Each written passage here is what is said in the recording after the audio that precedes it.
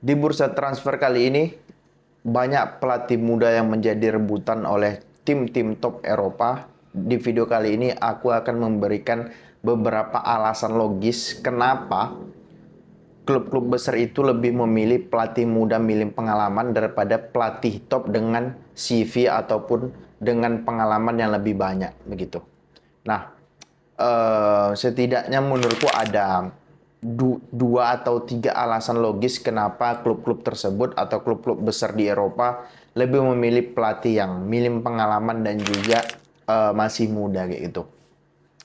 Nah, yang pertama itu menurutku pribadi alasan pertamanya adalah em, minim ketersediaan pelatih top dengan CV yang bagus gitu. Karena gini, kita lihat pelatih-pelatih top Eropa ya. Kita kalau kalau aku mau mau apa ya, eh, mau aku daftarkan pelatih-pelatih top Eropa. Pep Guardiola, oke. Satu Pep Guardiola, kedua itu Erik ten Hag, kemudian Ancelotti, kemudian Jurgen Klopp, kemudian siapa lagi? Dan lain sebagainya lah gitu. Nah, Pep Guardiola punya klub, oke. Ancelotti punya klub, Erik ten Hag punya klub. Jurgen Klopp sudah mengatakan dia ingin istirahat untuk beberapa musim. Kemudian siapa lagi pelatih lain? Thomas Tuchel juga nggak mau melatih katanya. Jadi artinya minim ketersediaan pelatih-pelatih top Eropa kayak gitu. Maka dari itu dipilihlah pelatih muda yang minim pengalaman bukan karena klub ini nggak mampu bayar, bisa-bisa aja mereka bayar, tapi ketersediaannya itu sudah tidak seperti beberapa tahun belakangan ini yang banyak klub-klub ataupun pelatih-pelatih top Eropa itu masih banyak yang tanda petik nganggur ataupun masih ada klubnya tapi dia mau pindah gitu. Dan klub-klub ini nggak mau bayar release clause-nya pelatih-pelatih ini karena release clause-nya pasti mahal dan juga pasti bukan mereka nggak bisa bayar, bisa, cuman mereka nggak mau aja ya. Mereka agak cukup dalam tanda petik gambling untuk menempatkan pelatih muda yang minim pengalaman kayak gitu. Ya, pelatih top yang bisa dibilang di atas kertas yang available kan cuman Mourinho sebelum dia pindah ke Fenerbahce kan. Cuman Mourinho dan menurutku Mourinho itu sudah flop semenjak dia di MU. Menurutku dia sudah flop. Setelah dia di MU kan pindah ke kemana deh? Ke Spurs. Di Spurs dipecat juga ataupun dia mengundurkan diri karena Spurs bergabung ke European Super League, dia mengundurkan diri. Kemudian di Roma dia dipecat. Sekarang mulailah dia berkarir di Fenerbahce untuk musim depan. Artinya karirnya itu merosot bukan malah menaik gitu, malah merosot gitu. Jadi kalau menurutku ya daripada ngambil Mourinho ya lebih baik ngambil pelatih muda yang minim pengalaman dalam tanda petik masih bisa diatur dan masih bisa diarahkan kayak gitu. Menurutku itu satu satu alasan kenapa eh, klub-klub top Eropa itu lebih memilih lebih memilih meng-hire pelatih muda yang minim pengalaman gitu. Nah, yang kedua, kalau menurutku pribadi ya, ini kita boleh berbeda pendapat sih. Yang kedua, em, pelatih muda itu lebih murah kayak gitu, oke?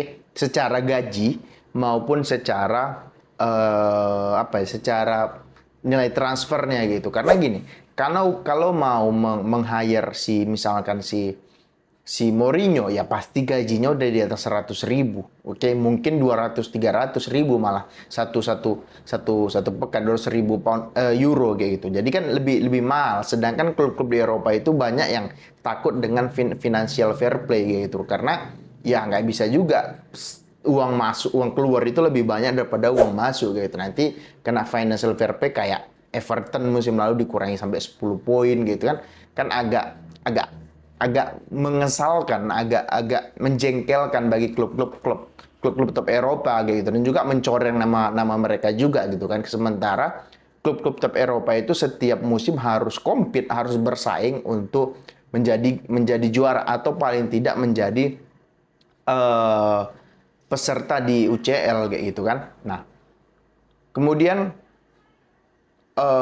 kalau yang lainnya karena ini murah dan juga mereka bisa diatur juga gitu kan. Kalau pelatih-pelatih top Eropa ini kan agak sulit diatur gitu. Contoh yang bisa diatur itu kan cuman bisa dibilang Klopp dan juga Ancelotti. Ya dia dikasih pemain, ya udah ini mainkan. Kayak misalnya Pep, kemudian bahkan Mourinho nggak bisa diatur. Tuchel juga beberapa kali dia sering ribut kan sama ownernya kayak gitu kan. Jadi nggak bisa diatur. Apalagi kalau pelatih muda ini kan mereka lebih mencari nama, lebih mencari CV. Jadi ya mereka enggengge aja apa yang diinginkan oleh CEO, presiden ataupun owner si klub tersebut gitu. Jadi agak lebih mudah diarahkan dan diatur gitu. Nggak banyak mintanya. Kalau misalkan Munchen, misalkan kita kita andai-andaikan misalnya Munchen milih Pep, ya pasti Pep minta pemain-pemain yang top gitu. Dia mungkin menginginkan Foden datang ke Munchen. Oke, Foden udah berapa harganya? Mungkin 100 juta baru dilepas sama City gitu. Pun kalau City mau, kalau mereka minta 150 selesai juga itu barang. Jadi kalau misalkan contohnya sekarang kan si di Munchen itu kan si ini ya si company gitu kan, si company, Vincent Company, ya nggak mungkin company minta pemain tiba-tiba aku minta Rodri gitu, atau aku minta siapa lagi, Ruben Dias, aku minta Haaland gitu kan, nggak mungkin, nggak make sense karena dia baru tahun pertama, dia masih minim pengalaman. Maka dari itu dia mencoba untuk membangun tim, artinya lebih long run, long term gitu, lebih kepada jangka panjang, tidak jangka pendek. Kecuali namamu itu Pep, namamu itu Klopp, namamu itu siapa lagi? Ancelotti, kalau dia minta pemain yang top ya wajar-wajar aja karena dia secara CV, secara riwayat ataupun reputasi diri sudah mumpuni untuk menghandle pemain-pemain besar. Sedangkan Kompany kan juga belum belum belum apa ya, belum apa bahasanya ya, belum terbukti bisa menghandle pemain-pemain besar karena di Burnley aja dia kan ya dia juara kemudian dia degradasi lagi kan, artinya dia juga ya bisa dibilang secara pengalaman belum bisa menghandle tim atau belum bisa bermain sesuai dengan kapasitas pemainnya gitu, lebih kepada apa ya, lebih kepada kepala batu lagi itu, lebih kalau aku punya sistem ini kalian main seperti ini, nggak kayak Pep, kayak Klopp yang bisa beradaptasi, atau bahkan Ancelotti yang bisa beradaptasi dengan skuadnya yang menurutnya nggak bisa bermain secara menyerang. Oke, kita bermain counter attack, nggak bisa bermain dari bawah, kita main dari atas kalau Klopp kayak gitu kan. Jadi ya hal-hal kayak gitu yang harus dipelajari pelatih-pelatih muda kayak Kompany, kemudian pelatihnya baru Munchen itu siapa? Pelatih barunya si Dortmund kayak gitu, kemudian pelatih barunya Chelsea, pelatih barunya siapa lagi, dan lain sebagainya. Dan menurutku, kalau menurutku sih ya agak 5 tahun ke depan tren ini akan terus berlanjut gitu loh, karena nggak ada ketersediaan pelatih itu, belum lagi Xabi Alonso musim lalu gitu kan. Siapa yang nyangka Xabi Alonso bisa juara musim ini? Nggak ada gitu. Tapi apa ya, dia diberi kesempatan dan pemain-pemainnya itu siap untuk bekerja dan bekerja keras untuk dia, kayak gitu, siap bekerja untuk dia, gitu loh, ngerti nggak? Nah, yang ketiga itu kalau menurutku memang udah seleksi alam kayak gitu, karena nggak bisa suatu apa ya, kita bilang sepak bola ini suatu suatu apa ya, suatu hal itu berada di status quo. Status quo itu berada di statusnya itu mulu, nggak mau bergerak ataupun nggak mau berinovasi karena nanti malah akan membosankan kayak gitu. Seperti yang gue bilang, Pep Guardiola, Jurgen Klopp, Ancelotti, Mourinho, Erik ten Hag, kemudian ya sebutlah pelatih-pelatih lainnya yang kita kenal lah kayak gitu. Kalau mereka aja yang menguasai klub-klub besar, mereka terus yang menguasai klub-klub top, ya sepak bola kan gitu-gitu aja, nggak ada inovasi, nggak ada pembaruan dalam sistem bermain, dalam ya media kan klub butuh juga exposure dari media ya untuk mengangkat brand dia kan, supaya sponsor masuk, supaya endorse masuk, agar dia keuangan mereka bagus. Salah satunya adalah dengan melakukan hal yang out of the box gitu. Salah satunya ya menunjuk pelatih baru, yang muda gitu. Kalau pelatih muda kan ini berbeda dari yang lain nih, ya kamera menyorot ke mereka kayak gitu.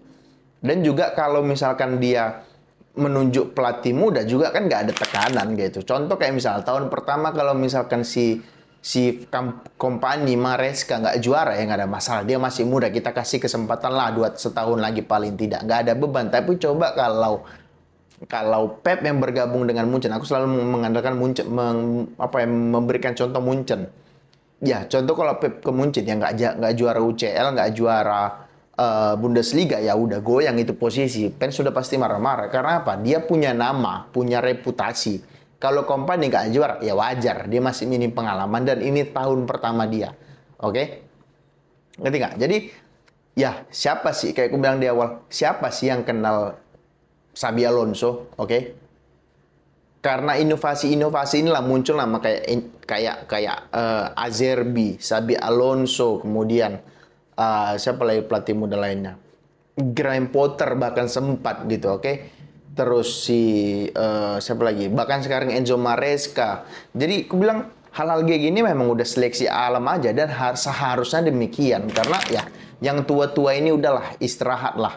Yang tua-tua ini udahlah pensiun lah, kasih kesempatan sama anak-anak muda ini yang ya umur kasarnya ya 30-40 tahun ini untuk memimpin atau untuk ngelit sebuah tim agar ya kalau dia masih muda kan kreativitasnya masih tinggi, proses berpikirnya itu masih kuat, masih tajam. Sedangkan kalau udah tua ini kan lebih kepada yang kepala batu. Contohnya ya Mourinho, contohnya kayak Tuchel gitu kan, pelatih-pelatih keras kepala yang aku punya sistem ini, ya kalian mainkan itu. Kalau nggak mau kalian pergi.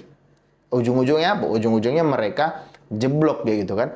Yang bisa bersaing kan ya Pep, Ancelotti bahkan contoh paling bagus sudah tua tapi masih mau beradaptasi dengan sistem sepak bola yang sekarang lebih mobile, lebih 4-3-3, lebih striker lebih turun gitu. Coba dia main seperti pada saat dia di Milan ya nggak jadi juga itu barang gitu karena apa ya zamannya sudah berubah dan juga sepak bolanya bukan seperti itu lagi. Contohnya Mourinho itu contoh paling bagus adalah Mourinho.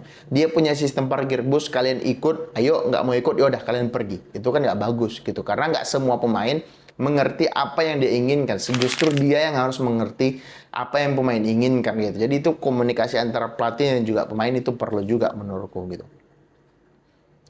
Oke, menurutku itu aja sih alasan logis, 3 alasan logis menurutku yang menjadi alasan paling kuat kenapa tim-tim Eropa itu lebih memilih meng-hire atau meng-hire itu apa bahasa Indonesia?